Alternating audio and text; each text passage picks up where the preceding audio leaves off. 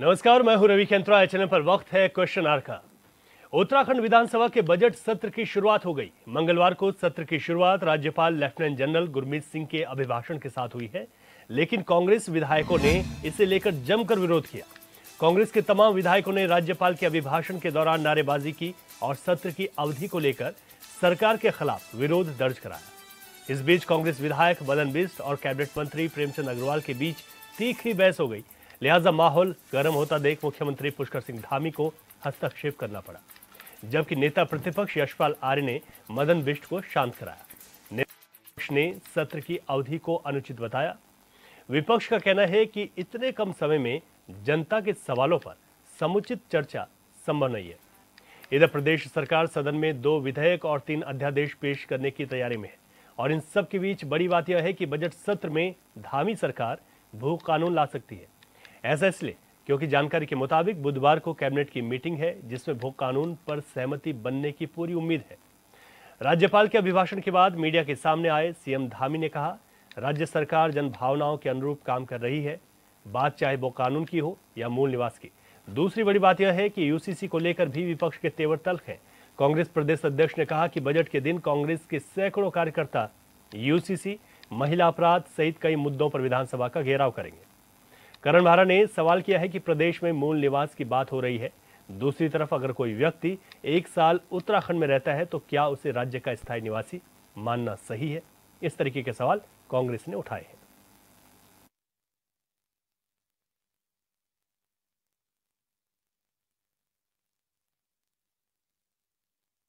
भारतीय ओलंपिक संघ द्वारा राष्ट्रीय खेलों के मेजबानी का अवसर उत्तराखंड सरकार को प्रदान किया गया है। इस हेतु खेल एवं युवा कल्याण विभाग द्वारा दिनांक 28 जनवरी 2025 से 14 फरवरी 2025 तक विभिन्न स्थानों पर 38वें राष्ट्रीय खेलों का सफलतापूर्वक आयोजन किया गया। हमारी सरकार की खेल नीतियों का ही प्रभाव रहा है कि राष्ट्रीय खेलों में उत्तराखंड के युवा खिलाड़ियों द्वारा अभूतपूर्व प्रदर्शन कर प्रदेश का नाम राष्ट्रीय स्तर पर रोशन किया गया। उत्तराखंड में हुए 38 राष्ट्रीय खेल में उत्तराखंड ने 100 से अधिक पदक प्राप्त कर नया रिकॉर्ड बनाया है। उदीयमान खिलाड़ी उन्नयन योजना प्रोत्साहन योजना के अंतर्गत 8 से 14 वर्षों के खिलाड़ियों को प्रति माह ₹1,500 छात्रवृत्ति एवं 14 से 23 वर्ष के खिलाड़ियों को प्रति माह ₹2,000 छात्रवृत्ति दिए जाने के साथ ही ₹10,000 प्रति खिलाड़ी खेल उपकरण हेतु दिया जा रहा है।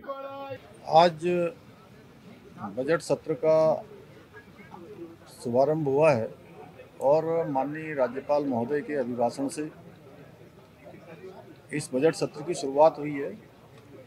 राज्यपाल महोदय का अभिभाषण हमारी सरकार का रोड मैप है और जो भी वक्तव्य आज जो भी भाषण माननीय राज्यपाल महोदय ने दिया है उसको रोड मैप मानकर उसको आगे के लिए करने वाले कामों की प्राथमिकता में रखकर हमारी सरकार उस पर आगे बढ़ेगी।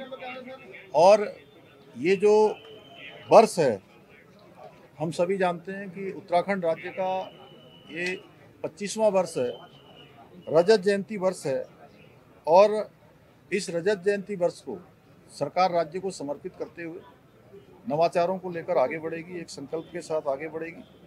ये बहुत दुर्भाग्यपूर्ण है क्योंकि ये सदन बहुत गरिमा का सदन होता है। पक्ष विपक्ष मिलकर 70 लोग इस सदन को चलाते हैं, इस सदन का संचालन करते हैं और ये पक्ष और विपक्ष दोनों की जिम्मेदारी होती है कि सदन ठीक प्रकार से चले। इस प्रकार का आचरण ये हमारी संस्कृति का हिस्सा नहीं है। हमारी महिला विधायकें भी हैं, हमारी मातृशक्ति है, पूरा सदन हमको देखता है, पूरे सदन को पूरा राज्य देखता है, सबकी नज़रें यहाँ होती हैं। एक तरफ आप कहते हैं कि जो है कि सदन की अवधि बढ़ाई जानी चाहिए, सदन की अवधि जो बढ़ाई गई या सदन की जो अवधि रखी गई है उस अवधि में आप चर्चा नहीं करते हैं, अनावश्यक जो राज्य के संसाधन हैं उनके खराब करते हैं और जो समय राज्य के विकास के लिए चर्चा में लगाया जाना चाहिए उनको केवल हल्ला करके उसको समाप्त करते हैं, उसको नष्ट करते हैं। देखिए, राज्यवासियों की जो भावनाएं हैं, जो उनकी अपेक्षाएं हैं, क्योंकि सभी को लगता है कि उत्तराखंड के अंदर उत्तराखंड राज्य की स्थापना के 25वें साल में प्रवेश करने में उत्तराखंड राज्य के अंदर भाजपा की सरकार वो सभी काम करेगी जो जन भावनाओं के अनुरूप हैं, चाहे वो भू कानून हो या अन्य कोई कानून हो, संकल्प हो, सभी पर हम काम करेंगे। आय विभाग का जो सामान्य बजट है वो प्रस्तुत होना है और विभागवार चर्चा भी होनी है। समय 4 दिन का और सामान्य बजट महामहिम राज्यपाल के अभिभाषण में भी पर्याप्त समय पक्ष विपक्ष को दिया जाना चाहिए और उसी तरह जो सामान्य बजट प्रस्तुत किया जा रहा है उसमें भी पर्याप्त निर्धारित किए गए हैं। विभागवार चर्चा होती है, विभागवार चर्चा में भी काफ़ी समय की आवश्यकता होती है। माननीय विधायक उसमें अपना पक्ष रखना चाहते हैं और सरकार की जिम्मेदारी है कि सदन को सत्रावधि को बढ़ाया जाए, लेकिन जिस तरह से पिछले हमारे अनुभव हैं, जो आपने भी देखा है कि सत्रावधि को निरंतर कम किया जा रहा है। मात्र बजट पारित करना ही सरकार का उद्देश्य है। आज कई मुद्दे हैं, जन मुद्दे हैं और जनता की निगाहें इस सदन में की ओर देखती हैं कि जिस तरह से भ्रष्टाचार की जड़ें गहरी हो गई हैं, सशक्त भू कानून को लेकर जन सैलाब सड़कों पर उतरने को बाध्य है, जिस तरह से प्रीपेड मीटर जबरन आम आदमी पर यह थोपा जा रहा है, स्मार्ट मीटर, किसानों की दशा बदतर हो चुकी है। उनके धान की खरीद का भुगतान अभी तक नहीं हो पाया है, गन्ना मूल्य का घोषणा नहीं हो पाई है। आपदा से पूरा प्रदेश प्रभावित रहा है, आज तक वहाँ पर बुनियादी ज़रूरतें, सुविधाएं, विकास और विस्थापन के काम नहीं हुए हैं। तमाम मुद्दों को लेकर हम चाहते हैं कि इसमें विस्तृत चर्चा हो। देखिए, 20 तारीख को कांग्रेस पार्टी एक बड़ा प्रदर्शन देहरादून में करेगी। हम लोग विधानसभा का घेराव करेंगे, उस पर हम लिव इन रिलेशनशिप को लेकर सरकार को घेरेंगे और हम कोशिश करेंगे कि ये जनमत संग्रह जो हम करने जा रहे हैं इसके माध्यम से हम सरकार पर दबाव बनाएं और इस कानून को बदलने के लिए हम पूरी ताकत लगाएंगे। तो आज से उत्तराखंड का बजट सत्र शुरू हो गया है। सदन के पहले दिन की जो शुरुआत है वो राज्यपाल के अभिभाषण के साथ हुई, लेकिन राज्यपाल के अभिभाषण के दौरान भी विपक्ष ने जमकर हंगामा किया और विपक्ष का ये आरोप है सत्ता पक्ष पर। दूसरी तरफ मुख्यमंत्री ने भी इस बात को खुलकर कहा कि विपक्ष ने जिस तरीके से हंगामा किया ये समय की बर्बादी है और राज्य के मुद्दों पर जो बात करनी चाहिए थी उस पर बात नहीं की जाती। लेकिन विपक्ष के भी अपने सवाल हैं, चाहे वो सत्र की अवधि को लेकर हो या फिर प्रदेश के विकास कार्यों को लेकर। इसी बात को लेकर आज चर्चा करेंगे, क्योंकि बजट सत्र की शुरुआत हो गई है, लेकिन पहला ही दिन हंगामेदार रहा है, सड़क से लेकर सदन तक। हमारे मेहमान हमारे साथ जुड़ गए, भारतीय जनता पार्टी के प्रवक्ता सतीश चंद जी स्टूडियो मौजूद हैं। सतीश जी, आपका बहुत स्वागत है। कांग्रेस से हमारे साथ आशीष नौटियाल जी हैं। नौटियाल जी, आपका बहुत स्वागत। उत्तराखंड क्रांति दल से दीपक रावत जी, आपका बहुत स्वागत है। और हमारे साथ वर्चुअली हरीश मैखुरी जी, वरिष्ठ पत्रकार जुड़े हैं। मैखुरी जी, आपका बहुत स्वागत है। सतीश जी, पहला दिन जो रहा बजट सत्र की आज शुरुआत हो गई, लेकिन विपक्ष के जो तेवर थे वो तल्ख थे, चाहे हम सदन की बात करें या फिर सड़क की बात करें। और जिस तरीके से कहा जा रहा है, एक सीधा सा सवाल है, भारतीय जनता पार्टी का ये कहना है कि उत्तराखंड को देश के अग्रणी राज्यों की श्रेणी में शामिल करना है और इस तरफ हम काम कर रहे हैं, लेकिन विपक्ष आपकी इस बात को नहीं मान रहा। विपक्ष का ये कहना है कि चाहे सत्र की अवधि हो या फिर प्रदेश में यूसीसी जैसा कानून हो, जिसे लेकर 20 तारीख की रणनीति तैयार की गई है सरकार को घेरने की। रवि भाई, देखिए, आज विधानसभा सत्र का बजट का जो बजट का विधानसभा सत्र था आज शुरू हुआ, तो उसमें राज्यपाल जी ने अपने अभिभाषण में जो बोला कि हमारी सर्वोच्च प्राथमिकता जो हमारी सरकार की है वो उत्तराखंड को आत्मनिर्भर और सशक्त राज्य बनाना है और उत्तराखंड को अग्रणी आत्मनिर्भर राज्यों की श्रेणी में लेके आना है, विकसित राज्यों की श्रेणी में लेके आना है और इसी तरह हमारा जो भारत है वो विकसित देश बनेगा। लेकिन मैं इसके साथ एक चीज और कहना चाहता हूं रवि भाई, जो कांग्रेस के विधायक हैं वो इस चीज के लिए आंदोलन कर रहे थे, इस चीज के लिए प्रदर्शन कर रहे थे, इस चीज के लिए अपनी बातें मीडिया में उठा रहे थे, इस चीज के लिए वो हर जगह सोशल प्लेटफॉर्म पे बोल रहे थे कि भाई जो सत्र है जो 15 दिन का होना चाहिए। लेकिन मैं कहना चाहता हूं जो आज का प्रथम दिवस था उसमें राज्यपाल के अभिभाषण में उन्होंने जिस तरह से प्रदर्शन किया है, जिस तरह से अवरोध करने की कोशिश करी है और जिस तरह से वो बार बार वेल में आ जा रहे थे विधानसभा की, तो मैं ये विपक्ष के विधायकों से या विपक्ष की पार्टी से कहना चाहता हूं कि आप ये बताइए आप किस तरह से चाहते हैं कि विधानसभा आगे बढ़े। आप एक तरफ तो बोलते हैं कि हमें जो समय अवधि जो दी गई है वो बहुत कम दी गई है, शॉर्ट दी गई है, और एक तरफ आप राज्यपाल के अभिभाषण को भी नहीं होने देते हैं, उसमें आप बीच में अवरोध करने की प्रक्रिया करते हैं और उसके बाद आप वेल में आ जाते हैं, आप सेशन को ठीक ढंग से होने नहीं देते हैं। तो मैं ये कहना चाहता हूं कि आप क्या करना चाहते हैं, आप किसको धोखे में रख रहे हैं, प्रदेश की जनता को या अपने नेताओं को या अपनी पार्टी के नेताओं को, किसको रखना चाहते हैं। लेकिन आप जो करना चाहते हैं वो प्रदेश की जनता देख रही है और उस पर विचार करेगी निश्चित तौर पे। आप ये देखिए, ये इनके जो प्रदेश अध्यक्ष हैं वो बाहर आके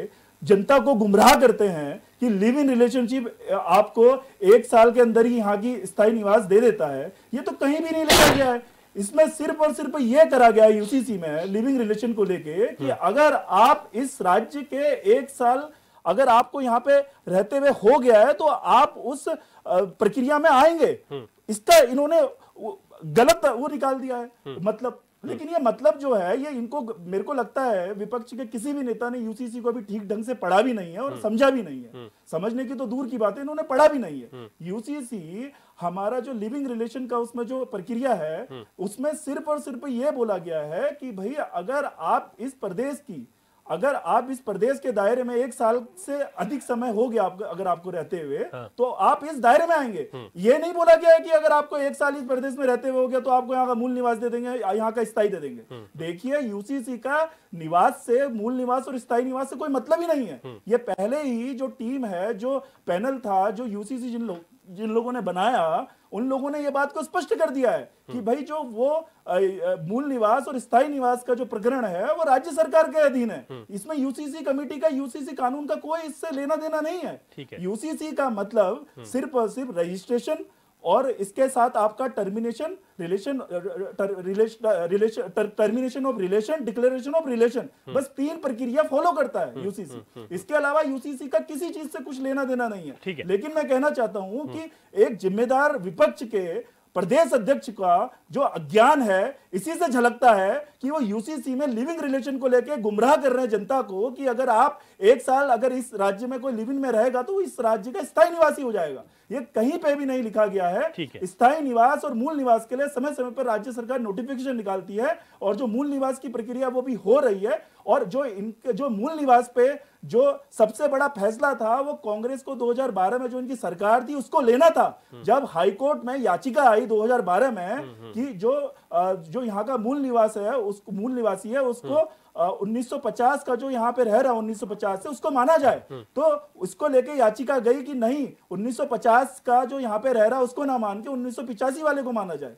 लेकिन वहां पे हाई कोर्ट ने उसको रिजेक्ट कर दिया और बोला कि 9 नवंबर 2000 से जब राज्य गठित हुआ उस दिन से जो यहाँ पे रह रहा है उसको मूल निवासी यहाँ का माना जाए। लेकिन कांग्रेस की तत्कालीन सरकार उस फैसले को हाईकोर्ट के राजी खुशी मान लेती है और उसकी अपील करना भी नहीं चाहती। तो ये मूल निवास पे क्या बात करेंगे और मूल कानून पे क्या बात करेंगे। अच्छा ठीक है आशीष नौटियाल जी, जिस तरीके से आज सत्र की शुरुआत हुई, पहला दिन था, भारतीय जनता पार्टी ये कह रही है कि पहले दिन जब राज्यपाल का अभिभाषण हो रहा था तब भी आप लोगों ने अभिभाषण को सुनने की कोशिश नहीं की, बल्कि आप लोग हंगामा करते रहे।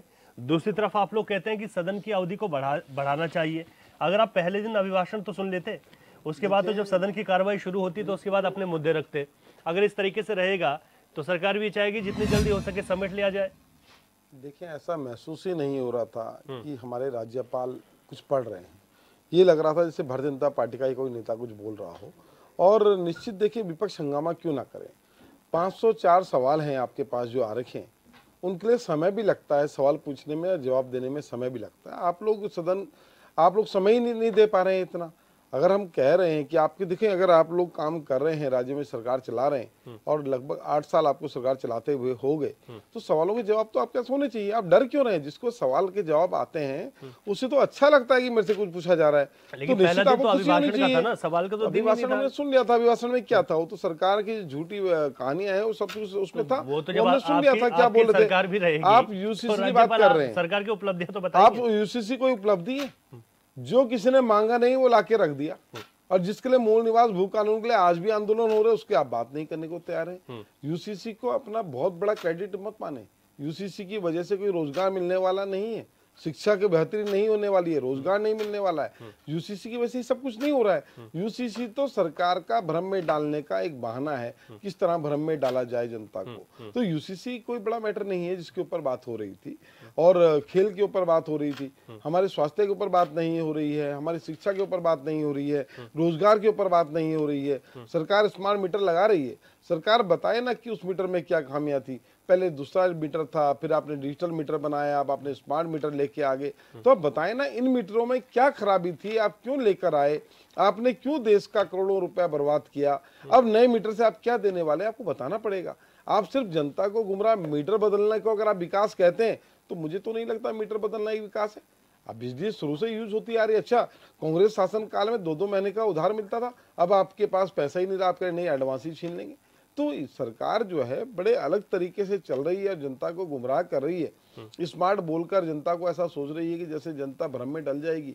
हम स्मार्ट के तो नाम से ही डरने लगे हैं। स्मार्ट सिटी हमने देखी है, किस प्रकार की स्मार्ट सिटी आप लोगों ने बनाई। स्मार्ट सिटी के नाम पर बनते बनते इतना समय लग गया कि जो चीज़ आपने पहले बनाई वो खत्म होने तक जो है वो चीज़ ही खराब हो गई। आपने वो पानी के जो अपने वाटर वो बना रखे हैं, बॉक्स बना रखे हैं, जो अलग अलग चीज़ें बना रखी, देखिए सबकी हालत ख़राब हो गई। तो स्मार्ट सिटी के नाम पर सरकारों ने करोड़ों रुपए का घपला किया है, और हमें इस सरकार पर बिल्कुल विश्वास नहीं है। सरकार अगर सही है तो बिल्कुल विपक्ष को टाइम देना चाहिए और बोलना चाहिए। जब तक आपके सवाल आएंगे हम उसका जवाब देंगे। क्यों दिन तय कर रहे हैं? आप सवाल के जवाब दें। विधानसभा होती इसलिए और आप बैठे ही इसलिए जवाब देने के लिए जनता के सवालों के, तो डरने की जरूरत नहीं है। जनता का सवाल पूछ रही है और आपके पास अगर जवाब नहीं भी है तो उस पर भी चर्चा हो सकती है। ठीक है भाई, आज जवाब नहीं है, हम कल दे देंगे, लेकिन बताना तो पड़ेगा। आप राज्य का पैसा करोड़ों रुपए डकार जाएं और आपसे सवाल भी ना करें, ऐसा नहीं होगा। सवाल तो विपक्ष करेगा, और विपक्ष होता ही इसलिए है जो सरकार को सही राह पर चलने के लिए प्रेरित करे। मुख्यमंत्री जी ने कहा आप लोग समय बर्बाद करते हैं, अभिभाषण समय तो ये बर्बाद कर रहे हैं, कभी यूसीसी बोल रहे हैं, कभी कुछ और बोल रहे हैं, कभी कुछ और बोल रहे हैं। समय बर्बाद क्या कर रहे हैं? समय बर्बाद तो ये लोग कर रहे हैं। किस तरह कितनी हत्याएं करा दी इन्होंने यूपी में जाके लोगों की कुंभ के नाम पर। ये अपने आप को देखिए क्या कर रहे हैं। इन्होंने क्या समय बर्बाद नहीं किया था जब इन्होंने कृषि कानून लेके आए थे? 800 हत्याएं कराई है मोदी जी ने। आप समय बर्बाद तो आप कर रहे हैं। आज आप देश की अर्थव्यवस्था को और देश को देखें, देश कहां जा रहा है। हमारे देश के नागरिकों को अमेरिका किस रस्सियों से बांध के भेज रहा है। शर्म आनी चाहिए आप लोगों को। अभी प्रधानमंत्री जी वहां गए थे और उसके बाद फिर चैन से बांध के हमारे लोगों को लेके आ रहे हैं। शर्म आनी चाहिए। आपके भारतीयों की क्या इज्जत करा रहे हैं आप लोग। अरे किसी मजबूरी में आदमी गया था, अपने आ रहा है अखबारों में 40 लाख रुपए में जमीनें बेची बेचारे ने, वहां गया किसने, उसने ठग दिया। तो ऐसे बांध के लाना कोई, ये तो कोई तरीका नहीं है। एक भारत एक ऐसा देश है, बड़ा विकासशील देशों में आता है, और भारत की कभी ऐसा नहीं हुआ भारत देश के लोगों के साथ कि इस तरह रस्सियों से बांध के हवाई जहाज के अंदर कहां भाग रहे हैं। ये तो जानबूझकर एक भारत को नीचा दिखाने का तरीका है। प्रधानमंत्री मोदी को नीचा, पर शर्म नहीं आती, वो तब भी और बढ़ रहे हैं। उन्हें खुशी हो रही है इस बात की। अरे देश की अर्थव्यवस्था चौपट कर दी आपने, रुपया डॉलर के मुकाबले कहां पहुंचा दिया आपने। शर्म आनी चाहिए आप लोगों को। जो बातें आप कहते थे आज क्या हो रहा है, और तब भी आपने। ठीक है, मैं आपके सवालों का जवाब लूंगा। दीपक रावत जी, क्योंकि सदन के बाहर की अगर बात करें तो उत्तराखंड क्रांति दल लगातार जब भी विधानसभा सत्र होता है तो अपनी बातों को रखती है। इस बार आपके अहम मुद्दे क्या रहने वाले सड़क पर? रवि जी, सर्वप्रथम तो ये कि भारतीय जनता पार्टी ये बताए कि ये सदन देहरादून में क्यों हो रहा है, ये गैरसैंण में क्यों नहीं हो रहा है। पिछली बार 6 दिन का जो सेशन था, सिर्फ 3 दिन में ही सरकार वहां से निपट के आ गई थी, और कहा गया कि बहुत सर्दी लग गई है, विधायकों की तबीयत खराब हुई है। इस समय तो ऐसी परिस्थितियां नहीं थी।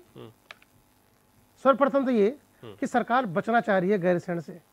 गैरसैंण मुद्दा आज भी वैसे ही खड़ा है, जैसे मुंह वादे खड़ा है, जैसे विकास की बाट गैरसैंण आज भी वैसी जो रहा है जैसे राज्य बनने से पहले था और जब उसको अस्थायी राजधानी घोषित किया तब था। दूसरा, कौन से मुद्दे हैं जो भारतीय जनता, एक और विशेष चीज देख रहे हैं, हमारा ध्यान, सोमवार का दिन मुख्यमंत्री के जवाब का दिन होता है सदन में, और बड़ा विचित्र है कि इतने सारे, मुझे नहीं याद पड़ता कि पिछले 8 या 9 साल की जब से भारतीय जनता पार्टी की सरकार है, कब सदन जो है वो सोमवार को शुरू हुआ। 40 महत्वपूर्ण विभाग मुख्यमंत्री के अधीन है। नहीं, वो ये नहीं कह रहे, आप सुन लीजिए, पूरा ध्यान से सुनिए। 40 महत्वपूर्ण, वो ये कह रहे कि विभाग, सोमवार का दिन मंगल है ना, इसलिए कह रहे हैं। 40 महत्वपूर्ण विषय, वो विभाग जो मुख्यमंत्री जी के पास है, क्या उनकी समीक्षा नहीं होनी चाहिए? क्या उस विभागों से संबंधित प्रश्न पूछे जाएंगे, उसका जवाबदेही मुख्यमंत्री जी को नहीं होना चाहिए? क्या कारण है कि मुख्यमंत्री जी लगातार सवालों से बच रहे हैं? यह सरकार लगातार सवालों से बच रही है, मुख्यमंत्री स्वयं सवालों से बच रहे हैं और विपक्ष से सवाल पूछ रहे हैं। आपके पास 40 महत्वपूर्ण विषय हैं, विभाग हैं, आपको उनके सवाल लेने पड़ेंगे, आपको उनका जवाब देना पड़ेगा। लेकिन आप देखिए, आज भी मैं आपसे कह रहा हूं, ये 7 दिन का सेशन, ये 6 दिन का सेशन नहीं चलने वाला। सरकार जनता के जवाबों से, विपक्ष के सवालों से बचना चाह रही है। यही वजह है कि आनंद फानंद में ये सत्र लाए गए, बजट सत्र लाया गया, और इसकी मुझे नहीं लगता कि उसमें जितने जो विधायक हैं और जो ये अध्यादेश ला रहे हैं या किसी भी रूप में काम होगा, वो सफल हो पाएगा। अब रही इनकी उपलब्धियों की बात, यूसीसी में किसको बचाना चाह रहे हैं? यूसीसी जिस स्वरूप में इस प्रदेश में आया है, वो यूनिफॉर्म सिविल कोड नहीं है, वो अर्बन सिविल कोड है। सिर्फ शहरी लोगों पर जहां ये प्रकरण पाए जा रहे हैं लिव इन रिलेशनशिप के, उनके लिए है। अगर आपके पास कोई ऐसा आंकड़ा है, भारतीय जनता, चुनौती देता हूं, भारतीय जनता पार्टी जिलेवार वो सारे आंकड़े प्रस्तुत करे जहां लिव इन रिलेशनशिप पहले हुआ या इस प्रकार कोई घटना हुई हो। जिलेवार बोल रहा हूं मैं, 9 पर्वतीय जिले हैं उनको भी इंक्लूड करके, और 4 मैदानी जिले हैं उनको इंक्लूड करके, ये जिलेवार इनको सूची देनी पड़ेगी। इनको बताना पड़ेगा कि किस आधार पर ये लिव इन रिलेशनशिप को यहां ला रहे हैं, किस संस्कृति को थोप रहे हैं इस प्रदेश में। अब ये बचाना किसको चाह रहे हैं लिव इन रिलेशनशिप में? क्या इनका तर्क है कि महिला को बचाना चाह रहे हैं, या जो कन्याएं हैं या जो बहनें हैं उनको ये बचाना चाह रहे हैं? आप बचा नहीं रहे हैं, आप उनको लीगली कर रहे हैं। और जिस तरीके से 3 प्रारूप, आप देखिए, एक तरफ देखिए विषय क्या है, 18 साल की लड़की हो या 18 साल का लड़का हो, उसे जो सरकार बैठी हुई है, जो सरकार आज कानून मार रही है, उसको चुनने का तो अधिकार है। वो किसी से ना पूछे कि उसको वोट देना है, कि भारतीय जनता पार्टी को दे, कांग्रेस को दे, यूकेडी दे, किसी को दे, लेकिन किसके साथ रहेगी नहीं रहेगी ये पूछना है, ये बताना है। ठीक है, सरकार को। और सरकार कितनी बेशरम है, बड़ी बहस है। सरकार कितनी बेशरम हो रखी है। यहाँ पे नहीं, सतीश जी मैं आऊंगा आपके पास, सतीश जी मैं आपके पास आऊंगा, मैं जवाब लूंगा, जवाब लूंगा आप जवाब। एक सेकंड दीपा जी, यहाँ पे रोक रहा हूँ आपको, रोक रहा हूँ, एक छोटे से ब्रेक के लिए रोक रहे हैं, इसलिए रोक रहा हूँ, आपकी बात पूरी आएगी, एक छोटा सा ब्रेक है यहाँ पर, और भारतीय जनता पार्टी से इस पर जवाब भी ले लूंगा। ब्रेक के बाद एक बार फिर आपका स्वागत है। उत्तराखंड में आज से बजट सत्र की शुरुआत हो गई है। बजट सत्र की शुरुआत के दिन ही हंगामेदार सदन रहा। विपक्ष के विधायकों ने तीखे तेवर दिखाए हैं, और इतना ही नहीं, आने वाले दिनों के लिए भी रणनीति तैयार हो गई है। विपक्ष का ये कहना है कि सड़क पर भी बड़ा आंदोलन करेंगे, जिसमें यूसीसी एक बहुत अहम मुद्दा सामने निकल कर आ रहा है। लेकिन इस बजट सत्र से उम्मीदें ये भी है कि क्या भोग कानून को लेकर सरकार बड़ा फैसला ले सकती है, और इस तरफ संकेत भी मिल रहे हैं कि कैबिनेट अगर बैठक हुई तो उसके बाद भोग कानून को लेकर कोई बड़ा फैसला लिया जा सकता है। हमारे साथ हरीश मैखुर जी हैं, वरिष्ठ पत्रकार जुड़े हुए हैं। हरीश मैखुर जी, जिस तरीके से बजट सत्र की शुरुआत हो गई, पक्ष विपक्ष ने अपनी बात रखी, विपक्ष ने भी खूब जमकर हंगामा किया। उन्होंने कहा कि जिस बात को सरकार कर रही है वो वाकई में है नहीं, लेकिन सरकार ये कह रही है कि हम भाई उत्तराखंड को अग्रणी राज्यों की श्रेणी में शामिल करना है, उस दिशा में अपना काम कर रहे हैं। और यूसीसी एक बहुत बड़ा मुद्दा बना है। 20 तारीख को जब सदन के पटल पर बजट पेश होगा, दूसरी तरफ कांग्रेस ने एक रणनीति तैयार कर ली कि उस दिन सड़क पर भी बड़ा हंगामा होगा यूसीसी को लेकर। और रवि जी, जो बजट सत्र है तो निश्चित रूप से ये तो चलना ही चाहिए। जी जी। और जो सदन चलाने की बात है, तो ये जो है ना, सदन पक्ष और विपक्ष दोनों मिलके चलाते हैं। यदि सदन 2 ही दिन में समाप्त होता है तो उसके लिए विपक्ष भी उतना ही जिम्मेदार है जितना पक्ष है। विपक्ष चाहिए तो पूरा सदन चल सकता है। तो इसलिए ये कहना कि सरकार ने सदन समाप्त कर दिया, बीच में ही कर दिया, ये नहीं होता है। विपक्ष चाहे तो पूरा सदन चलता है। अब रही कि सदन में क्या बात आती है, तो ये सदन वास्तव में जो है गैरसैंण में चलना चाहिए था। तब उत्तराखंड राज्य की जो मांग थी, उत्तराखंड राज्य के जो भाव थे, उत्तराखंड राज्य की जो समस्या थी, स्थिति थी, परिस्थिति थी, उसका अनुपालन होता। देहरादून ही में बैठना था तो वो लखनऊ क्या बुरा था, लखनऊ वाला तो ज्यादा बढ़िया है, क्विक एक्शन लेता है। तो इसलिए जो है यदि गैरसैंण में बैठते तो ज्यादा ये प्रासंगिक होता जी। अब जो यूसीसी है उस पर भी हमारे मित्रों ने यहाँ पे चर्चा की है जी। यदि यूसीसी की उपलब्धि लिविंग रिलेशनशिप को बढ़ावा देना और सहवास को बढ़ावा देना है, तो आज की तारीख में यूसीसी अपना समेट के और अपने संभाल लो। यूसीसी में हम सोच रहे थे कि उसमें तमाम जातिगत सारे कानून और मजहबी कानून खत्म होंगे, वो तो हुए नहीं, उल्टा ये और आ गया देवभूमि की भावनाओं के विपरीत। तो भारतीय जनता पार्टी चाहे तो इसको वापस ले, खामखाई विपक्ष को मुद्दा भी मिलेगा और भारतीय जनता पार्टी को नुकसान भी होगा, जहां तक मैं समझ पाता हूँ। इस तरह के यूसीसी हमने नहीं मांगा, ना उत्तराखंड राज्य ने मांगा। उत्तराखंड राज्य तो कह रहा है मूल निवास है 1950 का। उत्तराखंड राज्य कह रहा है कि जो बाहर के लोग यहाँ पे बड़ी बड़ी जमीनें खरीद रहे हैं वो ना हो, वो अपने मकान दुकान चलाने के लिए, फैक्ट्री लगाने के लिए चाहें तो कर सकते हैं, लगा सकते हैं यहाँ। बाकी जमीन की सौदेबाजी करके दिल्ली बंबई वहाँ के सारे लोग यहाँ आके बसें, ये उत्तराखंड राज्य के लिए भी ठीक नहीं है जी। और उनके लिए भी ठीक नहीं है जो यहाँ मतलब कुछ लगाने के नाम पे जमीन हड़प रहे हैं, वो इंडस्ट्री लगाने के नाम पे जमीन हड़प रहे हैं और लगा नहीं रहे जी। उत्तराखंड के 8 जिले, पर्वतीय जिले, आज भी एक उद्योग नहीं हुआ। विपक्ष भी यहाँ पे हमारे मित्र बैठ के बड़ी बड़ी मतलब चर्चाएं कर रहे हैं कि हमने ये कर दिया वो कर दिया। भैया 8 जिलों में तुम्हारा अभी तक एक धेले का रोजगार नहीं लगा हुआ। तो जो भी किया वो सब जनता के सामने है, उसको जनता देखेगी जी। हमारा कहना है ये कि चमोली में, शिमली में एक मेडिकल कॉलेज खोलो, एक उत्तरकाशी में मेडिकल कॉलेज खोलो, इस पर सदन में चर्चा हो। 4 धाम यात्रा ठीक हो, वो हमारी जो है उत्तराखंड की आर्थिकी की बैकबोन है, उसको संभाल के रखो, उसको मैनेज करो। और आपको ये सत्र ना ठंडा है ना गर्म है तो भैया गैरसैंण में चलाना चाहिए था। देहरादून में बड़ा औचित्य इसका नहीं है। ठीक है जी, ठीक है। सतीश चंद जी, ये बात हुई सदन को लेकर पहले भी, हालांकि इस पर एक बयान ये भी आया कि जिस तरीके से पेपरलेस इस बार ये किया गया है और इस तरीके की तैयारियां अभी गैरसैंण में नहीं थी, इस वजह से वहां पर सदन नहीं चलाया गया। इस बार ये कहा गया, हालांकि गैरसैंण में सदन को लेकर पहले भी कई दफ़ा इस बात को लेकर विपक्ष हो, उत्तराखंड क्रांति दल इस बात को लेकर आया कि भाई गैरसैंण का जब आपने किया है और आप कहते हैं कि हमने शीतकालीन ग्रीष्मकालीन राजधानी गैरसैंण को बनाया, तो ठीक है उसका उतना ख्याल भी रखा जाए। तो आप लोगों को लगता है कि वो ख्याल रखा जा रहा है, उस तरीके से सदन वहाँ पर चलता, वहाँ पर बातें होती, भू कानून की अगर बात वहीं होती तो वो बात ही कुछ और होती।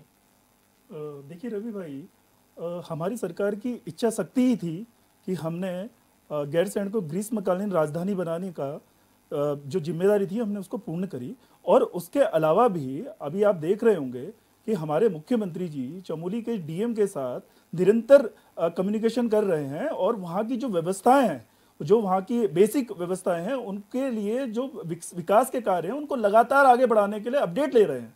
और ये आप समाचार चैनलों में भी देख रहे होंगे, न्यूज़पेपरों में भी देख रहे होंगे, मुख्यमंत्री जी की कार्यशैली ऐसी नहीं है कि खाली दिखावे के लिए हम लोग वहाँ पे सत्र कर दें या कुछ इस तरह की और भी कुछ प्रक्रिया या कुछ इस तरह के काम करें। वहाँ पे धरातल पे जो कार्य हैं वो हमारे मुख्यमंत्री जी और भारतीय जनता पार्टी की डबल इंजन की सरकार वहाँ पे कार्य करने के लिए प्रतिबद्ध है।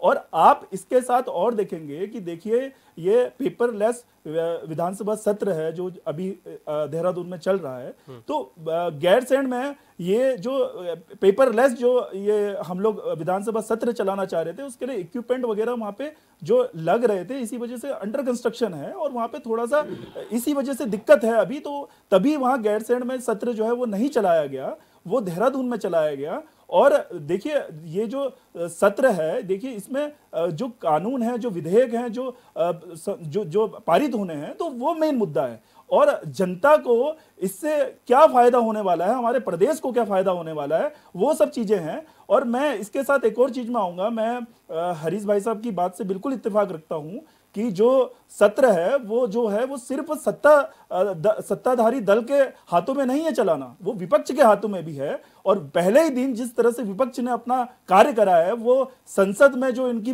रणनीति होती है, तो मुझे वही याद आई आज कि जब इन्होंने राज्यपाल के अभिभाषण में ही अपना प्रदर्शन जारी कर दिया था, एक पहले संबोधन से ही इनकी पीछे से हल्ला गुल्ला इनका आना शुरू हो गया था। वो इनका चरित्र दिखाता है कि ये किस चरित्र की पार्टी है। और इसके साथ जो इनके विधायक थे जो सदन में बैठे हुए थे, वो कुछ और बात बोलते हैं, और जो इनके प्रदेश अध्यक्ष हैं वो कुछ और बात बोलते हैं। जो पीसी करते हैं वो बोलते हैं कि यूसीसी ये है वो है, उसमें लिव इन नहीं। अरे मैं एक बात ये कहना चाहता हूं, अभी हमारे बड़े भाई ने बोला कि जिलोवार ये निकालना चाहिए। अरे आप महिला आयोग गए क्या? राज्य महिला आयोग गए? वहां पे सबसे ज्यादा जो मुद्दे हैं वो इसी तरह के हैं, वो इसी तरह के। और यूकेडी का एक भी विधायक वहां नहीं है, यूकेडी का एक भी विधायक सदन में नहीं है, लेकिन यूकेडी ये बोल रही है जानकारी लीजिए, सत्ताधारी दल जो है वो चलने नहीं है। मैं कहना चाहता हूँ, अरे आप जो बताने की कोशिश कर रहे हैं कांग्रेस के विधायकों को आप मुझे जवाब दीजिए। देखिए दीपक भाई,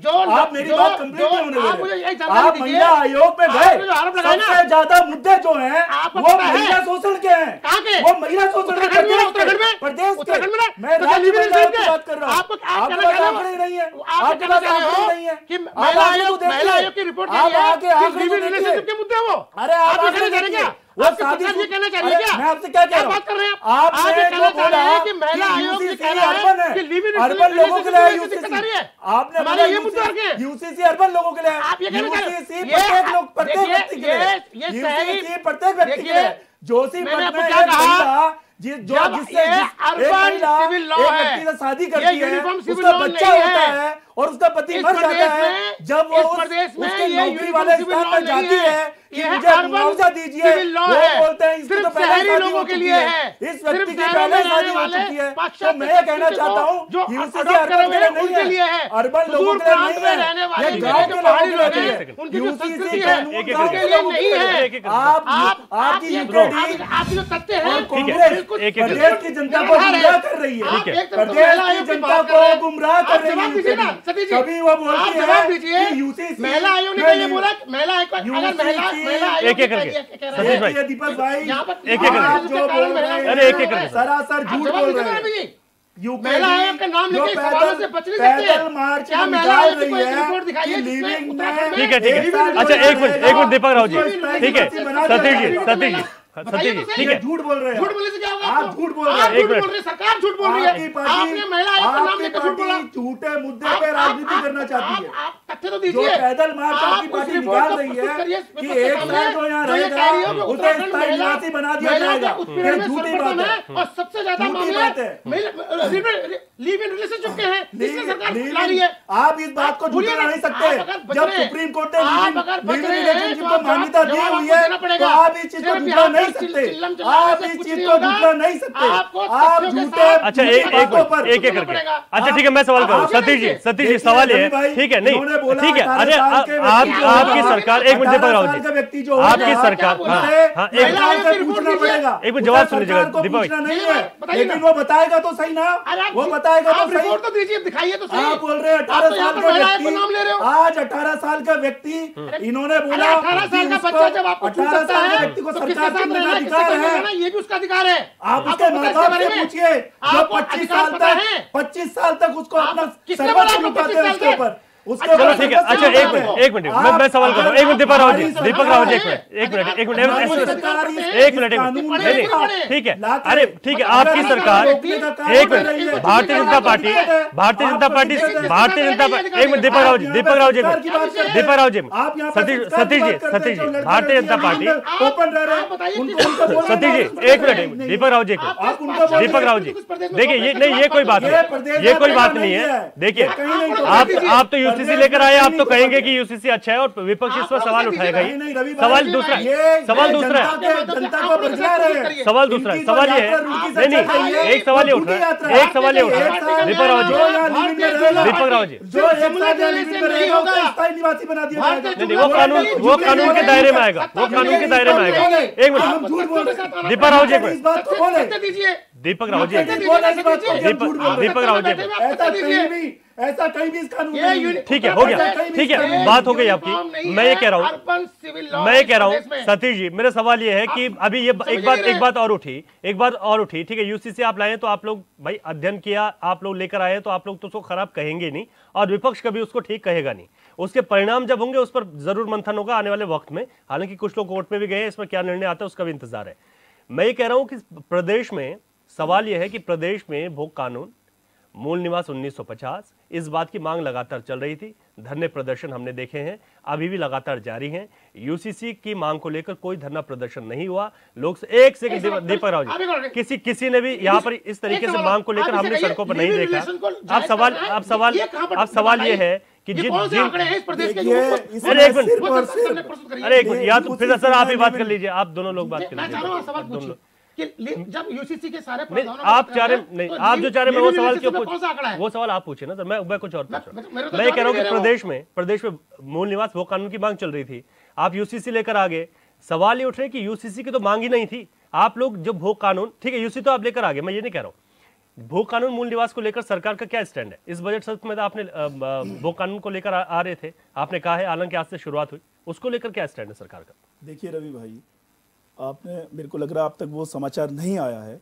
कल सुबह तड़के आकस्मिक जो कैबिनेट मीटिंग है वो इसीलिए बुलाई गई है, भू कानून को लेके वो बिल पारित होना है कल कैबिनेट में। ठीक है, और ये बजट सत्र के दौरान ये इसीलिए आकस्मिक जो कैबिनेट मीटिंग है वो बुलाई गई है। ठीक है, आप कह रहे हैं कि भू कानून को लेकर आप लोग आ रहे हैं। ठीक है, आशीष नौटियाल जी, जिस बात की शुरुआत हमने की थी कि संकेत हैं कि सरकार भू कानून लेकर आ सकती है, इसी वजह से कैबिनेट बैठक बुलाई है।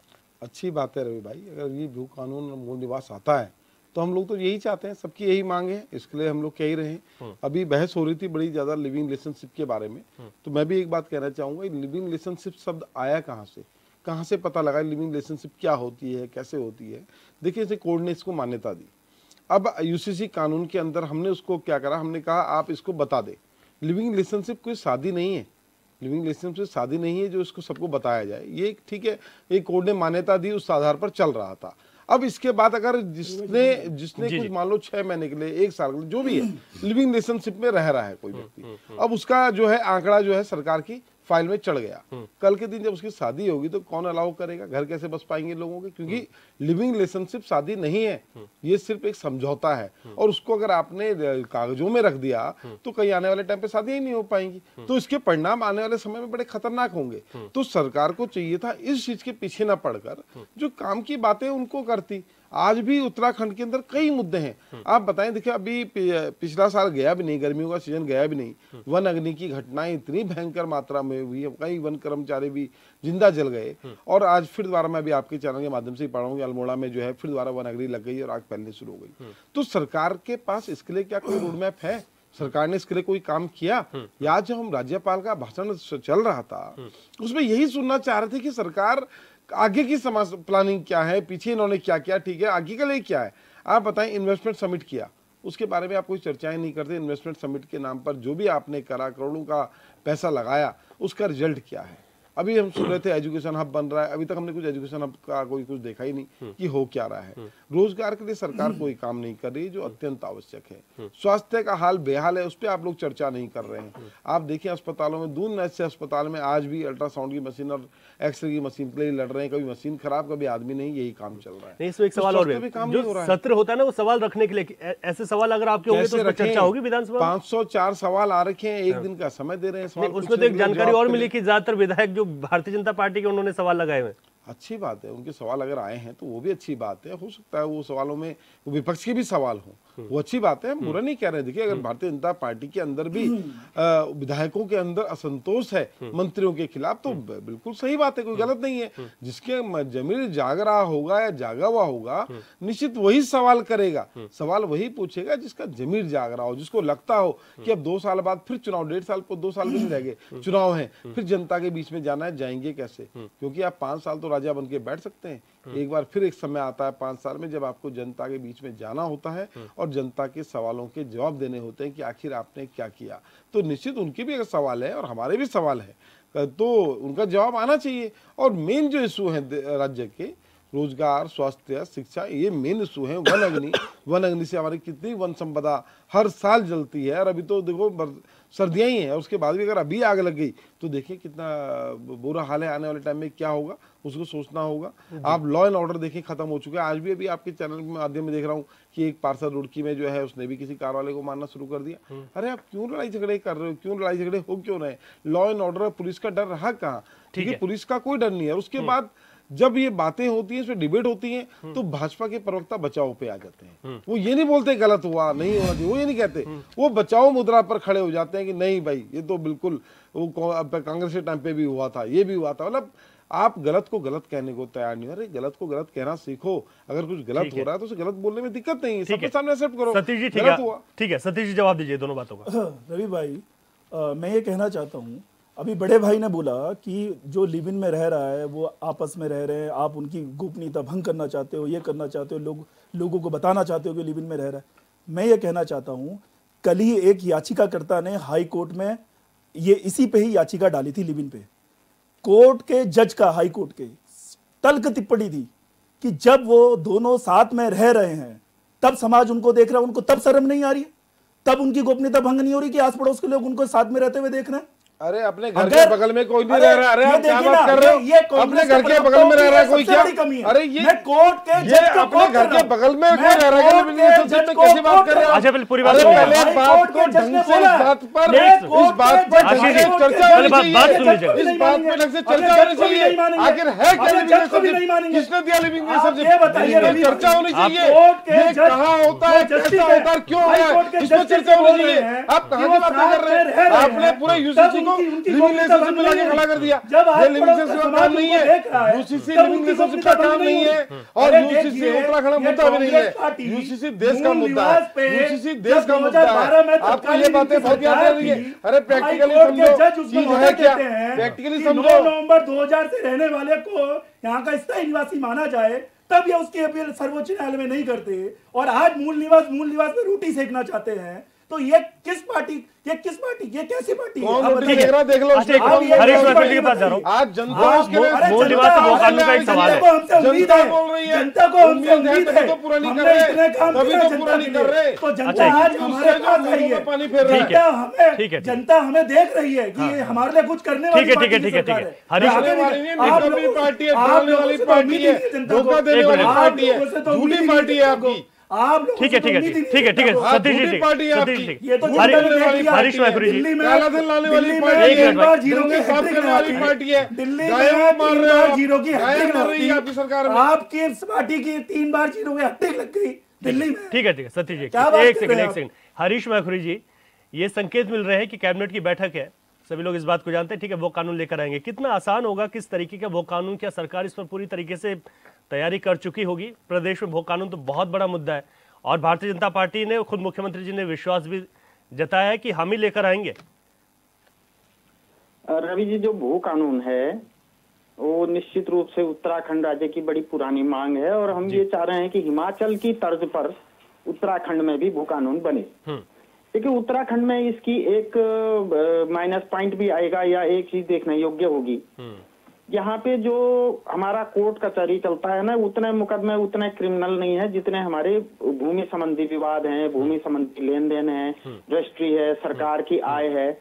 यदि आज की तारीख में भू कानून आ जाए तो आधे से ज्यादा वकील, आधे से ज्यादा टाइपिस्ट, पिटिशन राइटर, आधे से ज्यादा को हमारे जो न्यायालय के कर्मी हैं वो सड़क पर आ जाएंगे। अगर भू कानून आ जाए और रजिस्ट्रियां बंद हो जाएं तो इसलिए क्या हो सकता है, उस पर बड़ी गंभीरता से विचार करने की आवश्यकता है।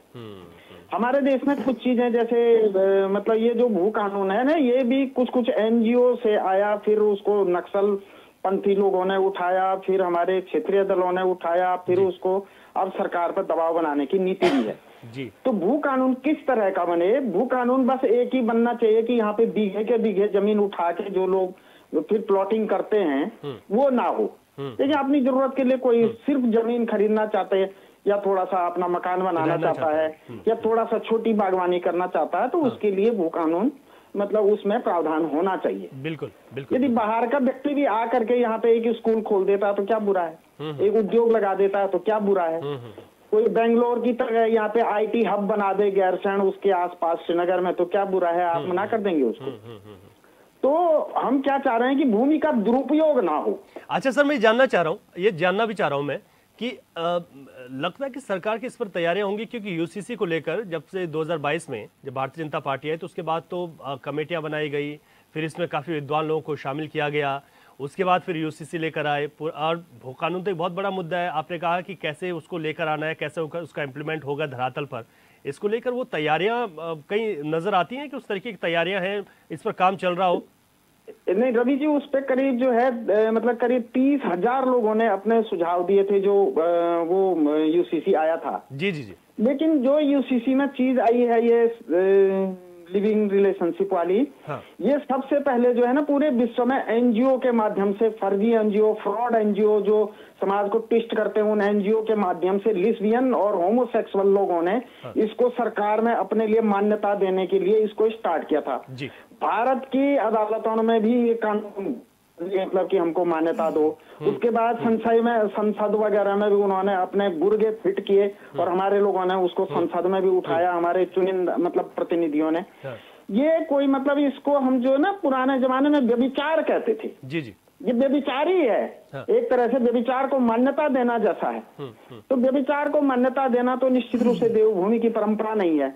हाँ, सिर्फ आप जो है ये लिख देते उसमें कि हम इसको मान्यता नहीं देंगे, लेकिन यदि फर्जी तौर पर आप लोग साथ रहते हैं और किसी को पता भी नहीं है और उसमें से एक दूसरे की हत्या करते हैं, लूट खसोट कर देते हैं, उसके 35 टुकड़े करते हैं, तो उसके लिए आपको यदि रह रहे हैं तो सरकार को बताना पड़ेगा। एक लाइन का ये होना चाहिए था। ये इतना बड़ा विषय है और मतलब उसमें पूरा चैप्टर है उसका। तो अच्छा, तो इतनी की आवश्यकता नहीं थी। हाँ, लेकिन इतना जरूर हो सकता था कि एक लाइन में आप अगर कोई लड़की रह रही है लिविंग रिलेशनशिप में और बेचारी का कोई मतलब कल को वो उसकी संपत्ति हड़प दें, उसकी इज्जत लूटे और उसके बदले उसको कुछ ना मिले, ना उसको हस्बैंड मिले, ना उसको मतलब सहकर्मी मिले, अपना न पति मिले, तो उसके लिए तो ये अच्छा, चलो ठीक है। एक लाइन भू कानून पे जानना चाह रहा हूँ सर, भू कानून पे जानना चाह रहा हूँ, क्या लगता है कि सरकार ने तैयारियां काफी कर दी होंगी भू कानून को लेकर, अगर सदन के पटल पर लाने की बात हो रही है, संकेत है तो? नहीं, सरकार जो है जनता से, वकीलों से, न्यायालय से, जिलाधिकारी महोदयों से अपने और पत्रकारों से भी और तमाम सोशल मीडिया पे भी आता रहता, उन सब फीडबैक ले। केवल जो नक्सल मूवमेंट से जुड़े हुए लोग हैं उनके दबाव में भू कानून लाएगी तो उत्तराखंड राज्य का अहित होगा। सभी से फीडबैक लेके भू कानून बनना चाहिए। हम इस पक्ष में हैं कि उत्तराखंड की जमीन जो है बाहर के माफिया आके खुर्द बुर्द ना करें।